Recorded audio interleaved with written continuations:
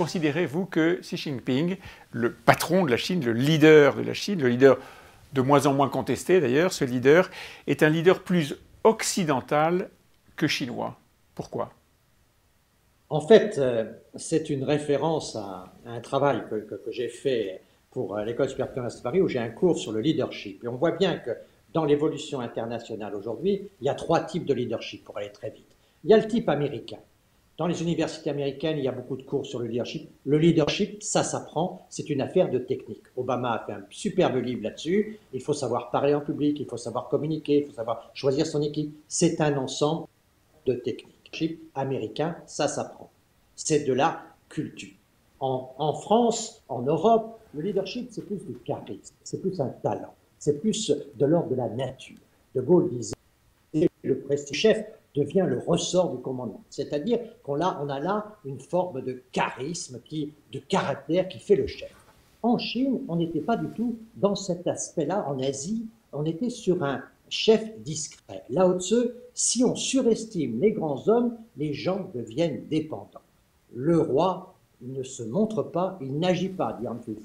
C'est-à-dire que tous les grands penseurs chinois pensent à l'exercice d'un pouvoir discret. Deng Xiaoping disait lui-même, on traverse la rivière en marchant sur les cailloux sans trop bouleverser le territoire. En fait, avec Xi Jinping, on change un peu de nature.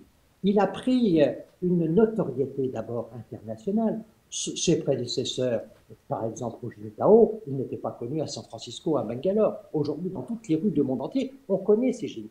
Et Xi Jinping a déclenché un certain nombre d'opérations internationales qu'il porte. Je pense aux routes de la soie, je pense à la foire de Shanghai, où il est devenu une sorte de leader international qui challenge avec les autres.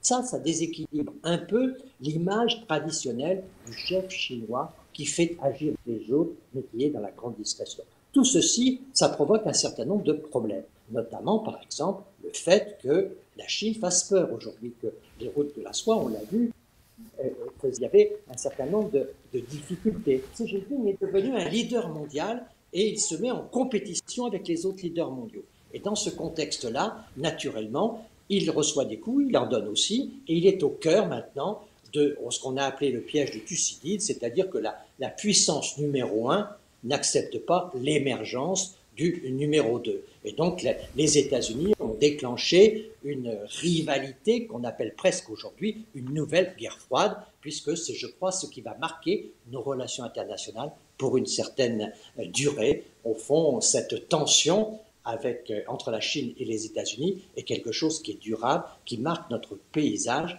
et qui naturellement pose des questions majeures à l'Europe. Comment exister dans cette compétition parfois brutale que les deux grands se livrent?